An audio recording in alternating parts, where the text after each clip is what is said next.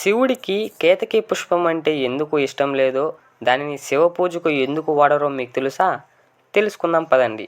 ఒకసారి బ్రహ్మ, విష్ణువు నేను గొప్ప అని ఇద్దరు గొడవ పడుతుంటారు.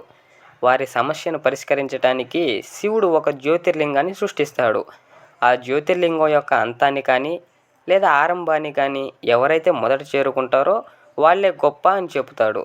అప్పుడు వెంటనే విష్ణువు వరాహ రూపంగా మారి భూమిని త్రవ్వుకుంటూ జ్యోతిర్లింగం యొక్క అంతాన్ని వెతుక్కుంటూ వెళుతుంటాడు. బ్రహ్మ అంశరూపంలో జ్యోతిర్లింగం యొక్క పై అంచుకు చేరుకోవడానికి ఎగురుకుంటూ వెళ్తుంటాడు.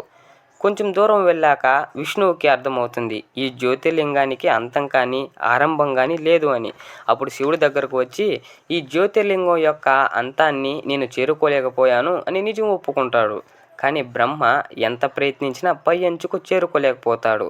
కానీ పైనుంచి రాలుతున్న ఒక కేతకి పుష్పాన్ని చేత పట్టుకొని నేను జ్యోతిర్లింగం పై భాగాన్ని చూశాను, నేనే కాదు ఈ కేతకి పుష్పం కూడా చూసింది అని అబద్ధం చెబుతాడు. అప్పుడు ఆ కేతకి పువ్వు కూడా బ్రహ్మ చెప్పింది నిజమేనని చెప్తుంది.